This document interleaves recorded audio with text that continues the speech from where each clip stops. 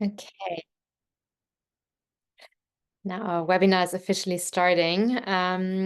Also, welcome everyone. I'll give it another minute before I officially dive in and share what we'll be speaking about, just to give people a chance to join us. See the number of participants is growing as we're letting everyone in. Maybe just a quick intro about myself. I'm Hannah. I'm one of the founders of Localize. We've been very, very deep into the topic of immigration. We started Localize in Germany, so especially here, also talking about what is changing in Germany is very interesting to me. The official title of the webinar is around navigating immigration and mobility amid election dynamics in Germany. There's a lot happening around the topic.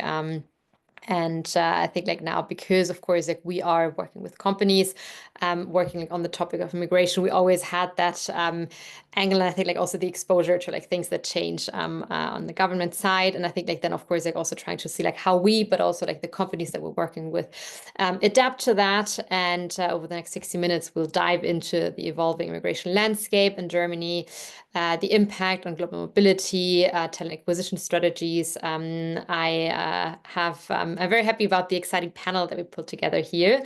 And maybe just a quick disclaimer. Today, we're not here to discuss politics. Rather, want to have a practical conversation about the implications of possible policy changes, how professionals in HR and global mobility can prepare for these. And I think a lot of ground to cover there. We have about 45 minutes of discussion in the panel.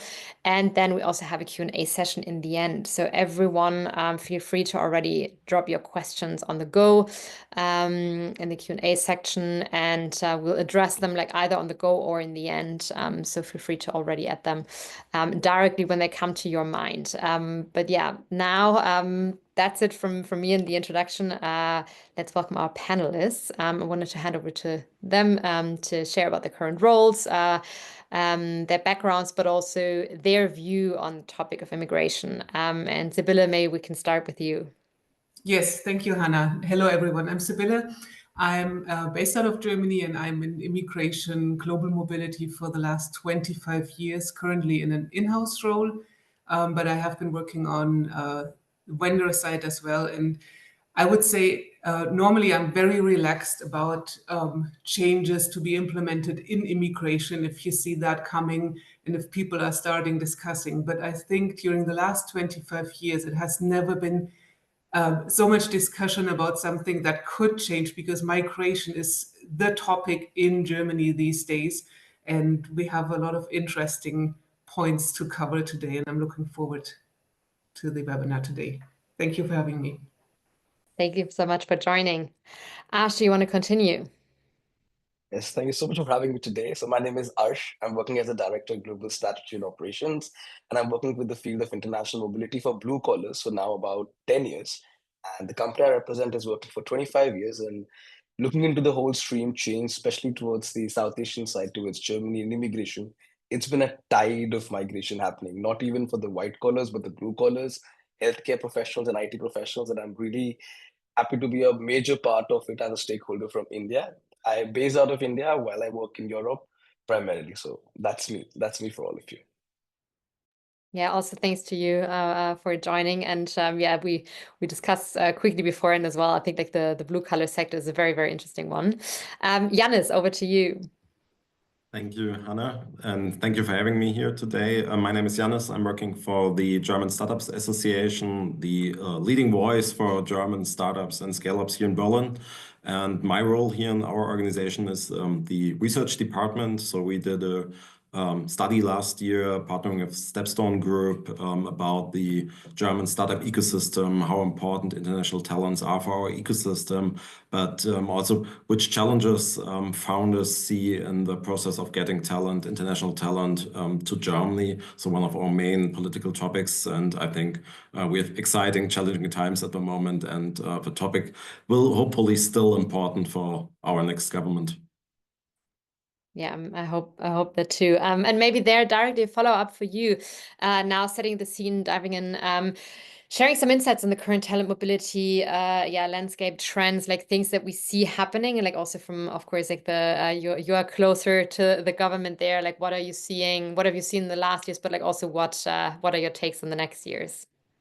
Yeah, I can see the German Parliament from my table now, but I think that's not so important for us now. But maybe let me take one step back. I think it's always important to showcase that startups are really an important factor in the German job market today. There are like 500,000 people at the moment working for young companies in Germany. Younger than 15 years. So that's really important. That's bigger than many traditional sectors we have in Germany. And I think it's always important to just say this point as often as possible, because sometimes I would say politicians forgot how important tech companies can be, not only for innovation, but also for job creation here in Germany. And if we are looking into the number of 500,000 employees in German startups and scale-ups, we see how important international talents are for our ecosystem. It's like if you're looking into the Berlin ecosystem or the Munich ecosystem, there are like 50 to 60% of the employees in the tech ecosystem not from Germany. So a lot of Europeans coming to these cities for sure, but also like around 20 to 30% coming from other parts of the world. And it's so important for young companies to get these talented people to build up the companies, because it's not only about skills, it's about experiences, especially if we getting talent from the US, people who know how to build tech scale-ups, and that's important for us. So that's one of our main topics politically, because it's a challenge for all startups. So we always try as an association to find the topics which are important for not only, I would say, a few tech companies. We look into the topics which are important for all. And I would say, global mobility is one of the things which is important for all of our member companies and the whole ecosystem. Yeah. 100%. And it's really interesting, because I do think like also then within the tech sector, because of course like there you have a lot of IT professionals, but also like then you have the connection, you have like tech companies that also have a blue collar component where they need different jobs. And I think like they're also the government like being able to catch up in terms of like what jobs are really like in demand, like where do we need people, where do we need less strict policies around. And I do think like that interchange like is not always like happening in the best way. And I think like, of course, especially now when we have the fear that like overall like migration policies become stricter, but on the other hand, in a lot of jobs, there's a massive talent shortage. And I think like that's just increasing. And I think like also then for companies like thinking about, do I want to build up teams in Germany or not? Like it really depends on how's like the general sense around like, do I make migration policies like rather like stricter or do I open up? And I think like there, if we look at it like the view on the German market, Arsh, maybe like a question for you, like how do you think the general kind of like perception of the openness of migration policies and like the trend, like where Germany is heading to, like how is that influencing how you and your company think about the German market, but also like other companies maybe entering the market? So basically, we remember starting off this German migration back in 2018, which was not very popular towards the Indian side and not necessarily towards Indian, but to the South Asian side. And it was still very promising. Why? Because this was a country coming in with a lot of promise, with a lot of its programs. Like in India, it basically started with the Ausbildung programs called the Azubis. And from there, slowly and slowly looking into the trend which increased. I remember starting off with just hospitality stuff, the people working for hotels or resorts and doing Azubis for them. And slowly with the references getting into various fields such as your craftsmanships, your civil, your mechatronics, your food beverages. Slowly, the blue collar market started opening. And now we see the largest trend, that is the nursing and healthcare. We have a lot of nursing professionals who are looking for a migration towards the German side, and they're more than happy to be even working with all sorts of opportunities being laid in front of them. Right after COVID, let's just say from 2022, there's been a major spike wherein we have seen the trends of numbers increase so loudly that there are many policies coming into picture which are even considering, say, there's constant debate about should we do the language levels lower, should we increase the language levels, how do we assess the quality, if the quality for the Anarkung is coming right or not. This is like an ever trending tale. I've been very lucky that looking into the work that we've been doing, we've also been awarded, like we've come in as a TELC center to India, and there is where we see the trends and patterns wherein starting off with just 16 to 20 people appearing for the TELC test in February 2023, and now we're doing 200 exams every month. So definitely there's a spike and there's a promise towards Indian and the South Asian market. They've been very kind. We have about 50,000 skill migration that is projected from our side, and that's a very, very beautiful number. And irrespective of what the elections are, we see no change because we still see people coming in. They still want to go. They still want to take their shots. Yes, the only thing is that there has to be some relaxation towards a certain policies. Let's just say it could be the language side of it, wherein because these type of categories they look forward to, especially in the blue collars, which are like the auto mechanics, your craftsmen people. In India, those people are not at a very learned stage. They are skilled at their work, at their jobs, but they might not be very educated, which is basically a hindrance wherein when the language comes into perspective, which is where they sort of lose their interest. But at the same time, we have people who still want to make sure that they want to try at it and see if they can, go through. And so this is where a lot of stages, like we are contemplating if A2 can be taken in consideration or it still has to be INS, or there are certain companies still, being for quality assurance, they want bid. So this is how the whole trend is changing. But as a general thing, if I say, they're very promising. The numbers are very promising. And as we are saying in the country that 10 years is for Germany from India, like it's not going anywhere, but the trend is increasing. Yeah. And it's interesting, like also for me, I'm always seeing now like where the debate is going in the media, and like one thing that we're seeing, but like then you see the reality in Germany where we just we need so many people. Like there's so many, like the gap is massive, and like if we don't act on it, I think like then the problem will just increase. But that's a different topic. Sibylle, maybe for you now, looking at like how can organizations really like deal with ever changing policies? I think like there's a part like that you cannot control, but like yet you have to work around it, which like is effectively also what we do with the localized. Like you just have to see like how you deal with it. But would love to hear your view because of course you've been in the space for a long time. You've seen a lot of changes, and like what are the best things to do from a company perspective?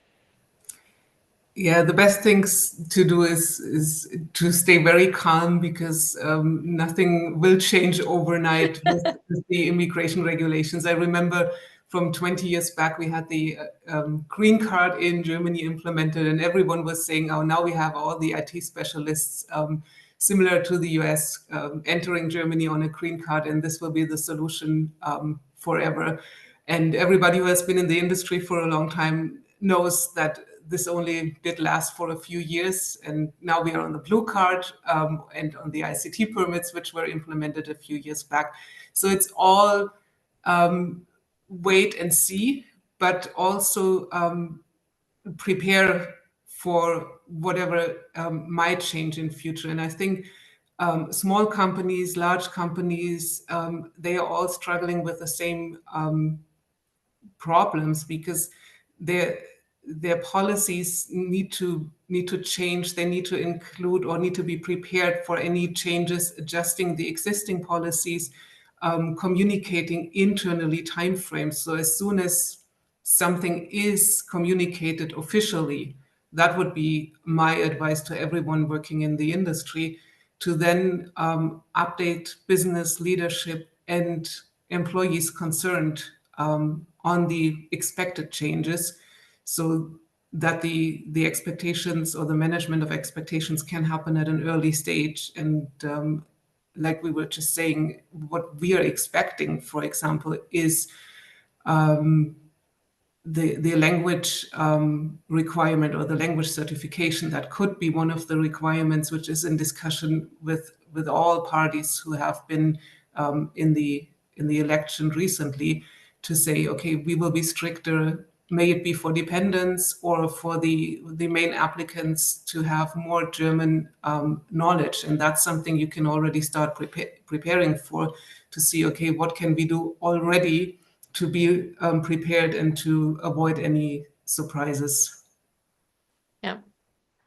It's also interesting, like one thing that I'm thinking about, like that I've also started observing, like now that we also get more involved to like try and like see that we're building links like towards the government side, is that the feedback loops are not always the best. So like there is a change happening, and I think like then generally from a government perspective, there is an interest to also get feedback on like, okay, how did it like help? Yes, no.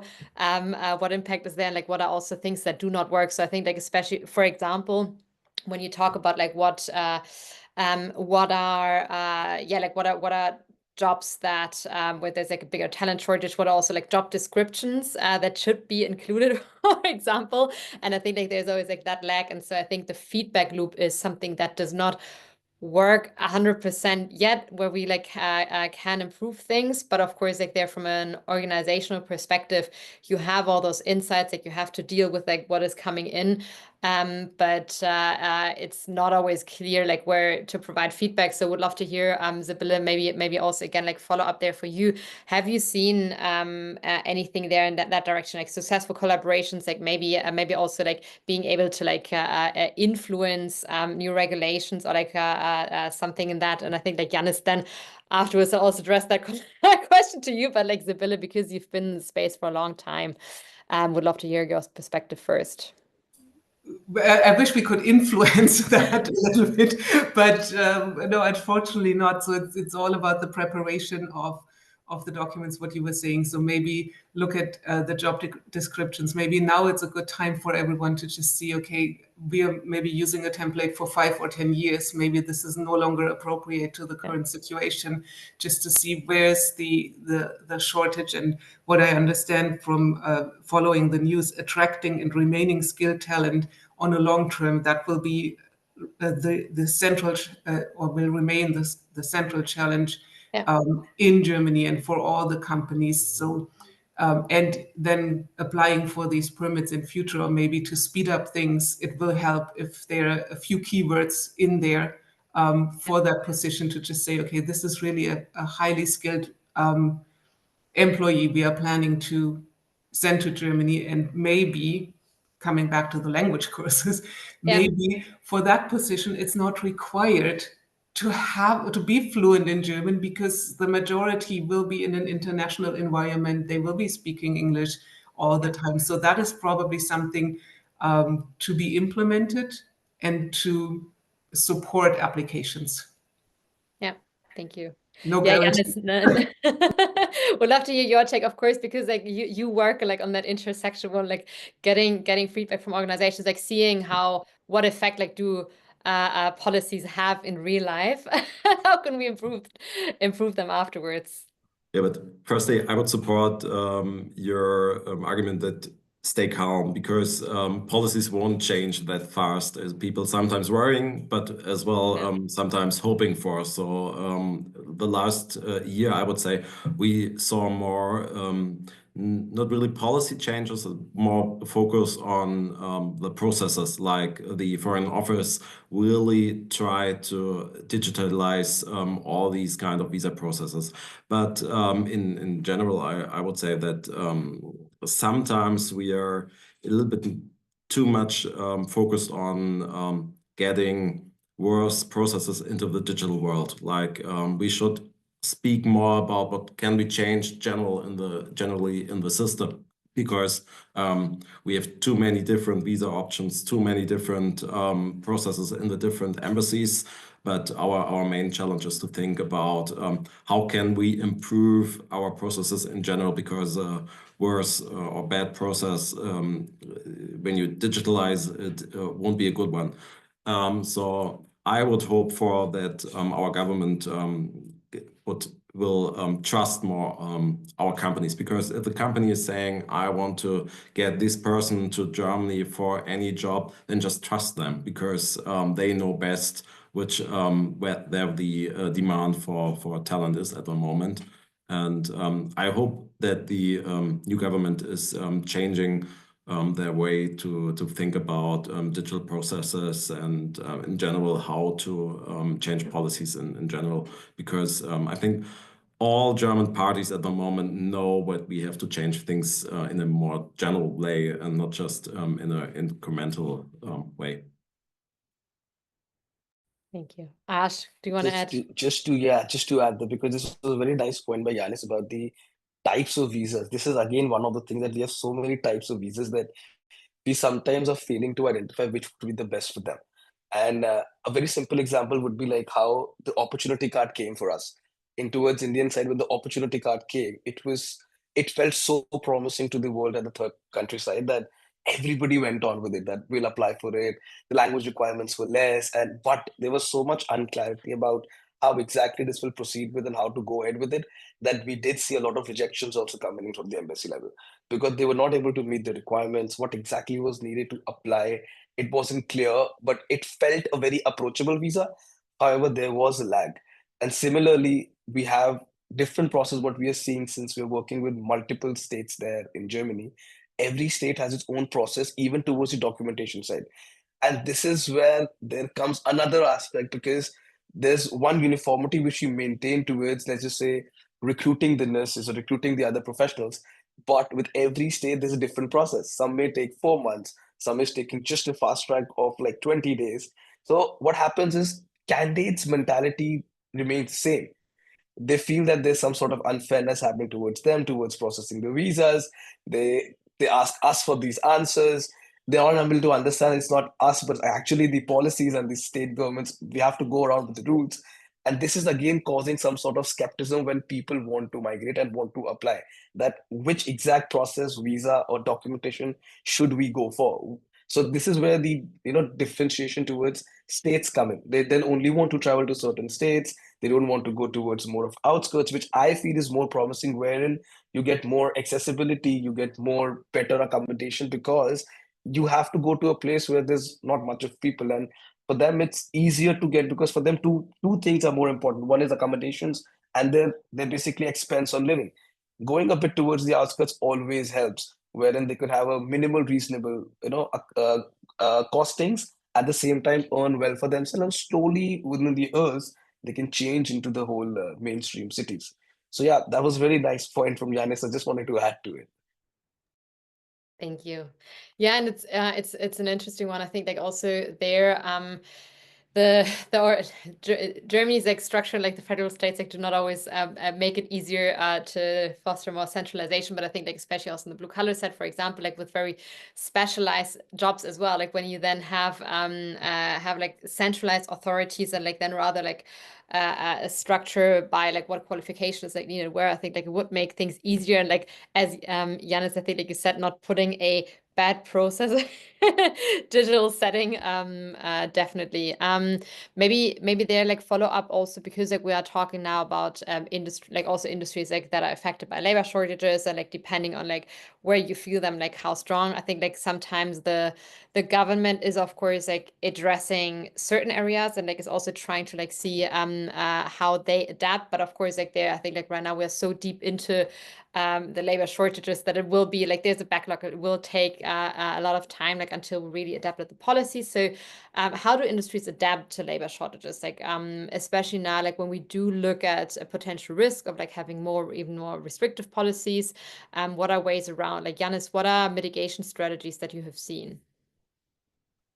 Yeah, it's not an easy question. I would say we see different strategies when I speak to our member companies. Sometimes, as you said, Arsh, that some companies are changing their location in Germany to get a better access to the local government. We see some companies setting up legal entities in other European countries. We see some companies which are setting up entities outside of Europe. So they are acting in different ways, and all of the companies are finding their own way. I would say there's not one reaction to the current situation.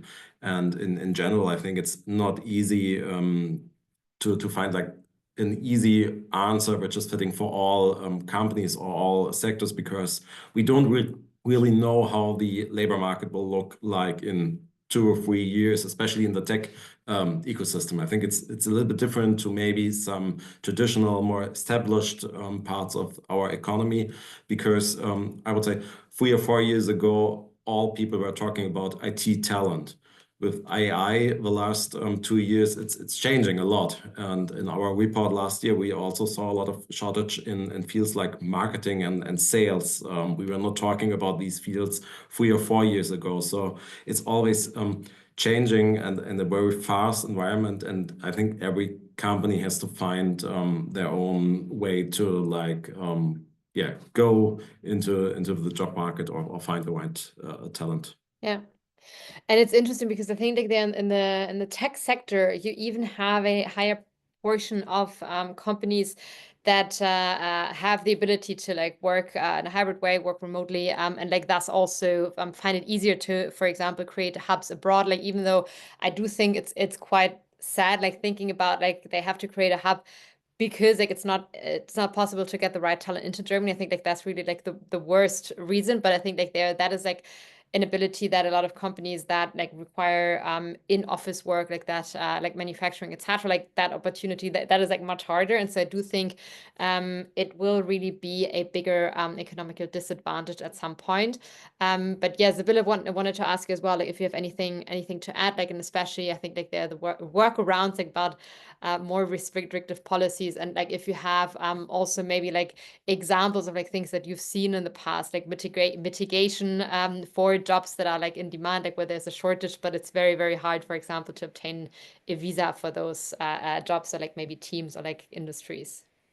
Yeah, thank you. We have covered a lot, and I think Arash mentioned one of the things was the opportunity card, to start from the back there, and how much everyone was looking forward to it. But in the end, it was only, I think, rephrasing the job seeker visa into an opportunity card to give something a new name. But the only change was, if you don't have a university degree or diploma, you can then have some other points to be qualified for the opportunity card. And then the big surprise came when you're entering Germany. You can only work for 20 hours. You still need to find a job and all these things. So it wasn't the door opener or that promising as it was advertised from the government in the beginning. So and that's something I would see now as well, just to see, okay, let's see where we are going, because the discussions are, of course, of the skill shortage of employees. But what we have seen in the past weeks is everybody is focusing on refugees, on border controls, on permanent residence permit to be more complicated to apply for in Germany, with integration course, with language barriers, and then citizenship would be a lot more difficult to apply for. So I think for the industry we are working on, and the majority of work permits and applications, if we go for ICT or for Blue Card, what we are seeing, I don't think it will change a lot. We probably will have more applications or more documents to support the application, like we were saying, rephrase the job descriptions. And what both of you, what Janis and Arsh were saying, is look at the locations where you're going. So the bigger cities like Berlin, Munich, Hamburg, they are probably up to date with the new regulations whenever they come into place, or if they would come into place. But the waiting times are very long. You won't get appointments that quick. And if you go to the smaller jurisdiction areas, they might not be up to date, because there's only a team maybe of 1 or 2 caseworkers who isn't that familiar with the applications, but you get your appointment quicker. And normally, if you cannot give any legal advice to them, but you can help them to understand the law, because most of the time they only get the instructions for a new law on the day it's implemented. So it's been discussed for months in advance. And then these poor caseworkers, I have a lot of empathy with them. They get like 200 pages on the day of implementation, and then they have 40 people queuing there saying, okay, I'm now eligible for this kind of permit, which then makes it a little complicated. But I completely agree with what you're saying. See if you can move people outside the major cities, if possible, to just avoid long waiting times, complex situations. I'm based in Frankfurt, and I can say the immigration office in Frankfurt, you can't reach them on phone, you can't email them. You have a website to send a request which has never been answered. So if you have an urgency, you cannot go there. It's impossible to talk to someone or to find a solution. Whereas if you go 10 or 15 kilometers outside of Frankfurt, there will be people waiting for you to take your application and support you. And that is something to be prepared of for as a company, and maybe have backup plans. Maybe if I think that's what we covered as well. If Germany doesn't work, so just look what do you have here? Are you going to other locations? Cross-border might be an option. So if it's easier for the time being, just think about these things to have a plan and just see where's the majority of your employees going to, and what is the plan for the future in your organization. Yeah. It's super interesting. I actually, because like now I live like a bit further in the countryside, and here also not just like immigration related, but I think like all like appointments for authorities, or like also accessibility, like being able to like answer questions. Because I think like sometimes again, like coming back to like the not ideal processes right now, like and it's like it's complex. Like sometimes you need to ask questions. Like even for me, like I can understand like all the websites, etc. But like even there, like sometimes like things are just super complicated. And then like being able to ask questions, which of course like is impossible if you think about like Berlin, Frankfurt, etc. Like then a combination with the immigration authorities, and so also thinking about like what like processes, like what could you change, like what is like something where you can like also of course on one hand I think like that's not under our control, but I think like on the immigration side, like in the authorities, but I think like also as a company, and like maybe also just a question like before we jump to our next like chapter, because like we talk about kind of like adapting to complexities, like things like that are outside of your control. Does anyone else like have any addition on, I don't know, like tools that you've used, maybe like workarounds? I think like the point around like maybe not going into like the bigger cities and like centers, anything like else, for example, like preparation of people to like avoid that there's like back and forth on applications, like anything else that you've seen like that is a good workaround, like that supports people throughout the complexity of the process. Uh, Certainly, because when we were doing these migrations, what we basically took into considerations, or my employers basically, was they did the first thing was to shift to the suburbs, wherein they get these accommodations, they get these offices and everything made for them, wherein because they also themselves know that even if somebody's coming, the first thing is basis is accommodation, which is very necessary. They went in and they built on the entire accommodations for them so as to they could get these policies easier, integration could be easier, they could get their applications and all even waived off pretty quickly. And the second thing which we've done is, even though yes, language is a big question, we as a company, we focus on just doing levels up to B1s. Simple reason because Bitsoi becomes very professional, and anybody doing Bitsoi in India is not coming up to the mark, which is also a reason why when they go to Germany, a lot of them are sent back because they're not able to match up to the level. Idea being very simple is that not just integration of a person or the documentation or the process, we also want to put them in an integration of culture and acculturations, wherein they understand that they have a particular level which is sufficient enough for that particular job role. Rest, our employees are very kind, they're happy to get them, complete their anarchenums, get them to Germany, help them with the visa, and at the same time, while relocating, work on their languages as well from Betsoi and help them with the recognitions. As of now, what happens usually in a lot of cases, candidates are supposed to do that themselves. And this is where a sort of an hindrance is happening, wherein even if the person would be really good at what he does, such small things does hamper their candidatures. This is one of the integrations that we have done. And what I feel is just about the agility that the companies and employers have to maintain in order to just, let's just say, be apprised with the policies of the changing trends, wherein a close coordination between the working countries or the people that are coming through for the migration could really help. A transparency can help them understand what exactly the trends are, what the policy changes are, and they can very cordially work around the process, because there are certain things that are not in hands. There are factors which are not in the hands of either the employers or the candidates, but because of the adamantcy towards the migration, either of them are not able to justify or relate to why the delays or why this issue or why so. It's important that transparency and the clarity is maintained so as to the cordiality is fallen through basically for the process. Thank you. Yeah. No, it's interesting to me because I do think like there on the integration part, like what we've observed quite a lot with like guiding people through the process, like a lot is around having the right information, like the expectation management, but like then also removing like the most complex parts. And I think like generally, if you have like someone that helps you like that organize everything like for you, like then there's more roadblocks that you can deal with. Like that was also the main idea like that we started localize with, because like when you relocate, like often just like knowing what's ahead of you, like knowing how to navigate like everything makes it so much like less scary. And I think like that is something where I still find it interesting, like what are things like that are also stressing people out throughout the process, like what can you help with. And I do think like especially that providing a housing, like knowing that you have like something where you can like then arrive, you can register, you can like do all those things, and like then have a bit of an easier start like that. That makes a lot of sense. Maybe now, like as I mentioned, because like we're a little over time, like for the first block, like now jumping a bit more into like how to deal with like all the uncertainties, like changes, etc.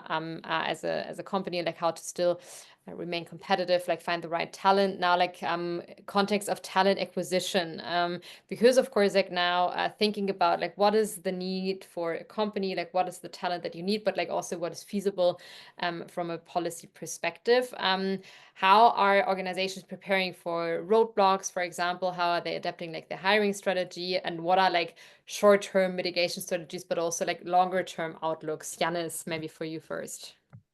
Yeah, maybe I can differentiate it a little bit between younger and smaller startups we have in our membership and the scale-ups, I would say, because if I speak to founders of younger companies, I would always recommend just speak to your network, to have exchange with other startups, to exchange the experiences you made in the past.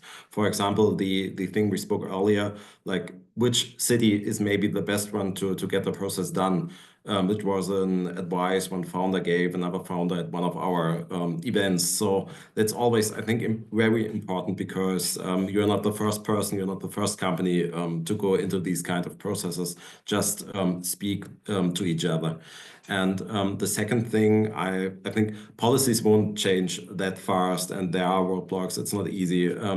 But I think we should not forget the cultural aspect. Like if you have your talent and the talent is coming to Germany, there are so many challenges still coming for you, like finding your apartment in the big cities, build up a network of friends and a social life and things like that. And I think it's always a good thing for the scale-ups or the bigger companies to have a strategy for the talent which is already coming to Germany, because at the moment we have the societal sentiment in our society that is maybe not that pro immigration compared to a couple of years ago. So it's quite important to support your talent in like finding your home in Germany. And that's quite important, because the talent which is coming to your company is speaking to other people which can come in the future to Germany and can come and work for your company. And that's like maybe more important than thinking all the time about the challenges you have like in the system of law in Germany, because that won't be so much easier in the next 2 or 3 years. There you need like longer, you need more time until policies or processes will change.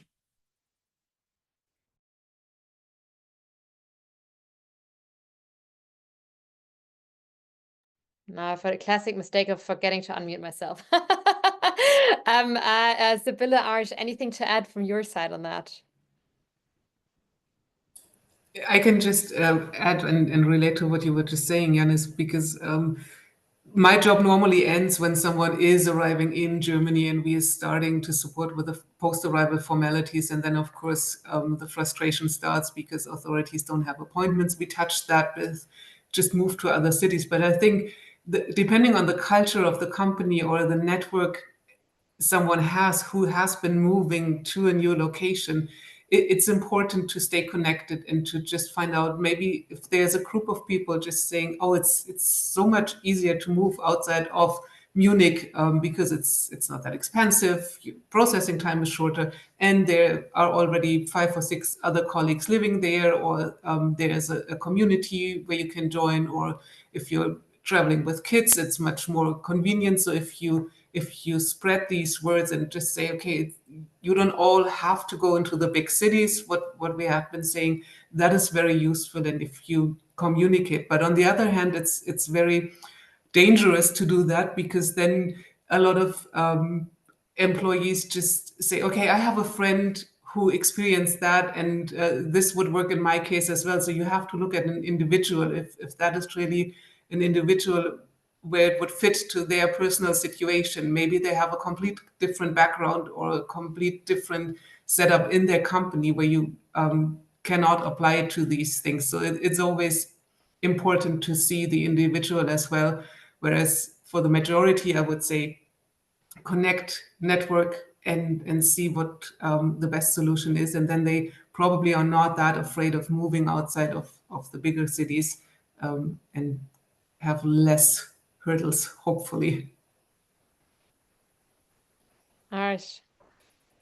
Uh, I'll probably keep it very short because certainly looking into the talks that we've had and discussion on the panel today, considering all the factors that we discussed about relocation towards the outskirts and everything, what I also feel is that, since we have so many different processes, so many different visas, so many different documentations, my suggestion of what I've always felt is that we could be more sector specific in terms of if we could take sectors and make the policies in those regards in terms of, say, integration or the visa process. Like we know IT is on a boom. People need IT in Germany. Healthcare is another segment that's coming up, and both of them are different, but the demand is huge. This is where I feel that if we have something in terms of sector specific opportunities and policies, instead of having so many divided different policies or different processes, that could be probably one of the major contributors towards more integrated, migrated approach for Germany and help in the skilling migration, because not every category of people or the job profile would be the same. Everybody would have some, like I mentioned, if you could talking about blue collars specific to, say, mechanicians and civil people, then they will certainly be having a little less degrees or qualifications, making it difficult towards language integration, but they might be having great skill sets. They might be having superb skill sets. Similarly for the healthcare people, like how they might be very good, they might be super, but again, because of the language syllables, they might not be able to come into the process. If we ease out on a sector specific front, I guess that will be really helpful overall for the migration and to be very promising migration towards the German side. Thank you.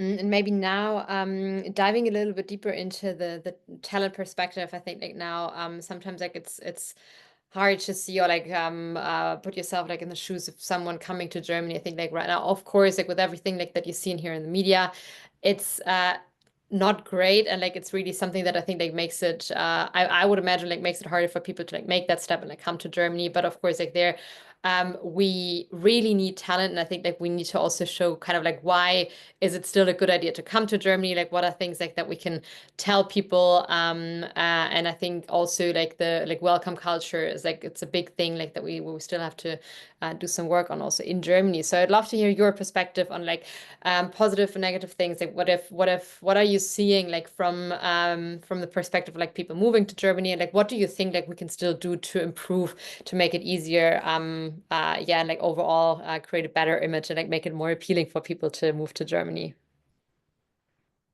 Open question for everyone. Maybe I can start, because we asked our founders last year in our biggest survey what they think is good in Germany when they are hiring talent from outside of Germany. And they ranked high things like security. You can leave your home in the evening in all German cities, I would say. It's still quite safe. You have a good transportation system, you have like a good educational system, and all these kind of things are still pretty good in Germany. We all have things to complain, but in general, and if we compare it to other regions worldwide, it's quite nice to live in Germany. But on the other hand, they had a couple of things they are wishing like changes, especially if we are looking into the German tax system. I think we are not surprised about that. It's maybe a little bit too high if you compare it to other countries, especially if you compare the US and Germany, and if you have like a talent which can choose between maybe New York and Berlin, then we always have a problem to get the talent to Germany because of like how much money you will earn here and how much taxes you have to pay. But in general, I think 80% of our founders said it's still an attractive place to live and work, and sometimes maybe we as Germans complain a little bit too much about the situation here, and we can still be a little bit more positive about all the things which are still working quite good here.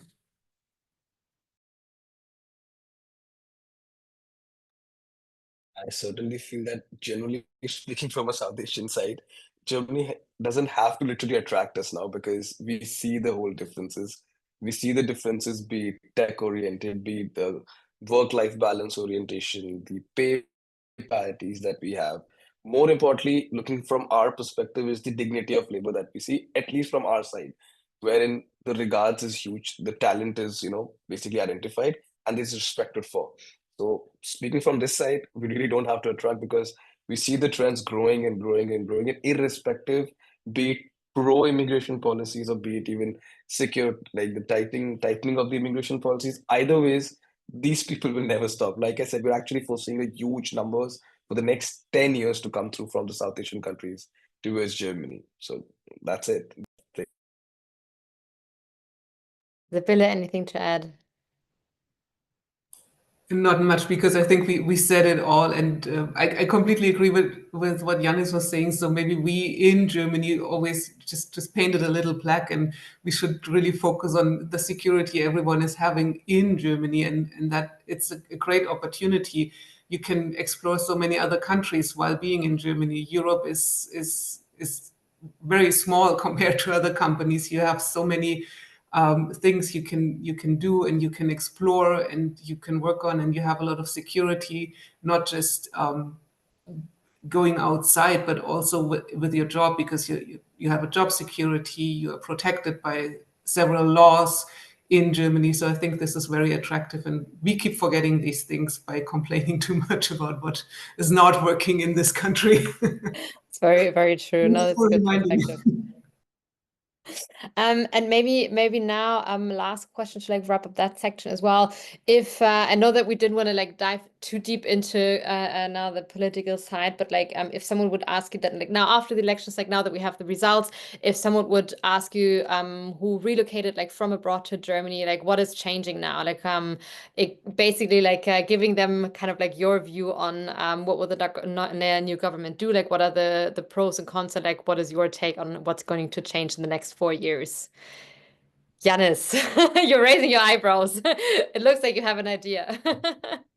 If it's easy, I'm not really sure, because no, maybe I'm sure, because I think it will not change so much, because there will be a focus politically on other topics in the next months. We will speak more about security policies, about foreign policy, and I think we will still have a stable government in Germany, luckily. So I think we still can be like happy about the results. So it's still better compared to some other European countries. So if the next government will do a good job, crossing fingers for that, then I'm still pretty optimistic for Germany, for the German economy, because we have so many great companies here. And if we are doing it, like some changes on the political level, change some policies, then we also will have growth again. We will have a better sentiment maybe also, because I think the last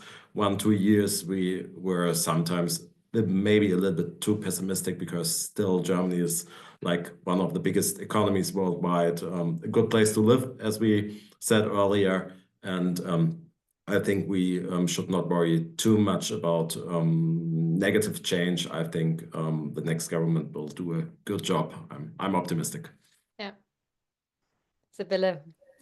Yeah, I think what we were saying is they have a lot of other topics to work on in the future, but I think migration was one of the biggest topics if you heard the discussions in the past. And I was reading through all the articles in the past, and if we will, if the correlation will be as expected or as the rumors are saying, then if you look at their programs for migration, they are all focusing on attracting qualified and skilled workers to come to Germany, to reduce the hurdles. There was an example I read somewhere, recognizing diplomas or degrees to make it less complicated, because that's always a big issue, that a diploma is not recognized and it takes too long to get the recognition or someone to approve certain things. So if I'm a little optimistic here, and digitalization seems to happen. And Hannah, what you were saying, I'm living outside of the bigger city as well, and I've seen the foreigner's office in my area where they are now completely digitalized, and they don't even give appointments anymore to submit your application. You can submit it online, and they will tell you the date you can go for your appointment. And if something is missing, you can prepare it in advance, which will save you weeks, because in the past you were going to your appointment, someone was looking at your documents and saying, oh, this is missing, I need this and that. And there are certain things which are developing and improving, and I'm optimistic that, as this is still the biggest topic in Germany is migration, that we will see a change, hopefully. Yeah. Thank you. Ash.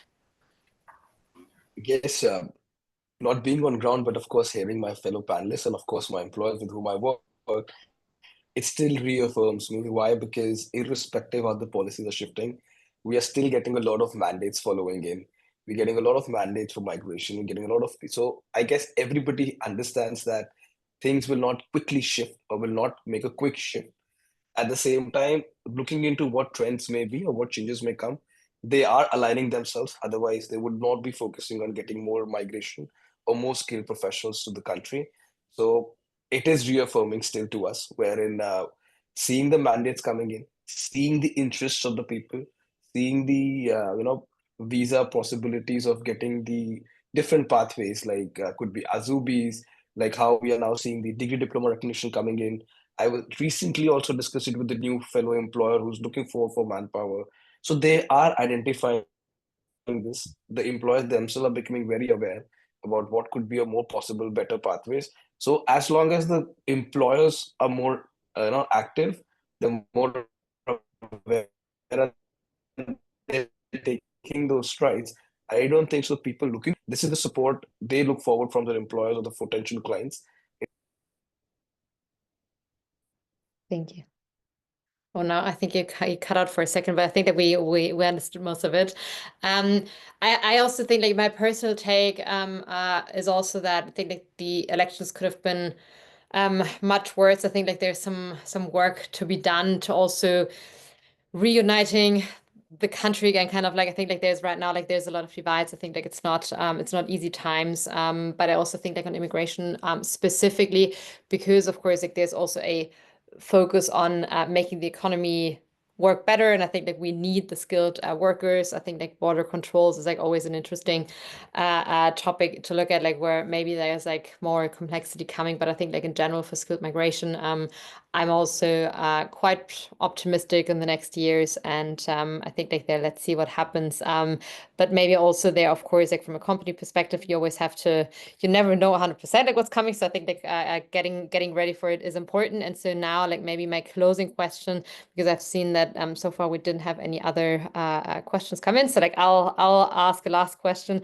Your one takeaway or like strategy that you'd recommend to global mobility professionals to like future proof their programs, to like get ready for the next years and like just get ahead of like what will maybe happen, but like also where the economy and like talent markets even go.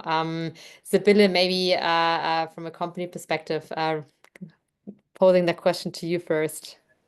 Yeah, being flexible as always is one of the key things to do. Is stay in your network, stay up to date with whatever is coming, and communicate. I think communication is the key thing. I would say to ensure that everyone is up to date. It might not be interesting for everyone, but share as much as you can in the beginning. As soon as you hear something, don't create panic, because it will not change, like we said, overnight, but just set expectations and communicate and think about what that could mean for your company in future, if it will be implemented in a way it might be in the news. So communication is my key takeaway, as always. Thank you. Janis.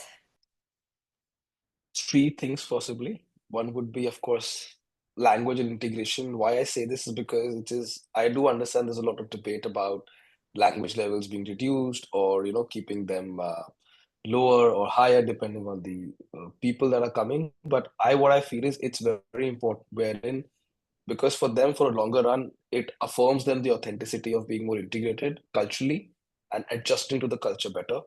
Second would, of course, be sector specific opportunities, which I've been highlighting, that let's be more sector specific and make policies around welcoming more industries wherein we know the demand may be higher, and help them get a better process to get into the migration side. And well, flexibility, of course, being a point, but at the same time, important for the employers and the companies to understand the long-term business sustainability, wherein they're more agile, they're more aligning with how the trends are evolving. And like Sybil said, they're more communicative and transparent to the workforce that they want to get from the third countries. So those are the things that I would want to emphasize on. Thank you. Janis.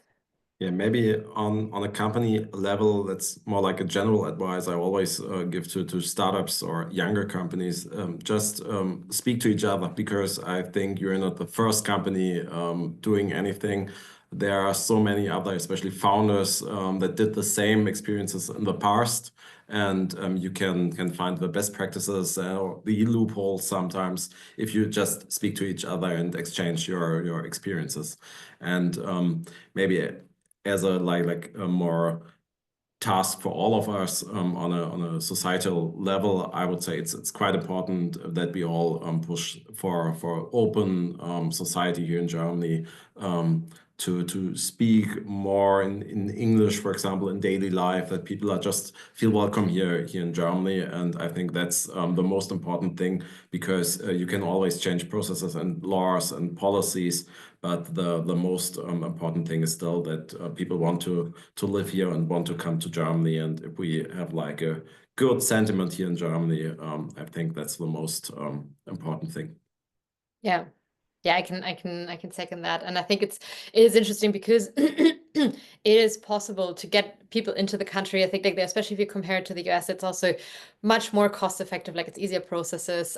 It is possible. And I think like also if we compare like from our customer base in Germany, like companies start much earlier to like sponsor visas to like relocate people than the US, of course, like also because of the complexity. And I think like not being afraid of it, because of course like sometimes they're like what we always see is as well, like sometimes in Germany with like notice periods, it can actually take longer to like hire someone versus like hiring someone from abroad. I think like there you get a hang of like the processes like once you've been through like one or two. And I think like they're also really like making sure that your team is international, like diverse from the get-go, is also something that really helps down the line. Like it gives you insights into other markets, languages, etc. And so I think like they're like not not being afraid of immigration, and like also supporting team members through it, I think like is super important, because we have such a big talent gap in Germany in the next years. And I think like if as a company like there as well, there is some power in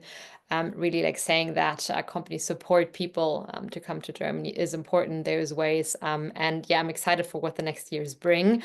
I know that like now we didn't have an official Q&A, but I didn't see any questions coming through. So maybe now like just using the chance, like if there's any last question from the audience. I think not. Because if not, then I'll just close it off with a big thank you for my panel. It was very insightful.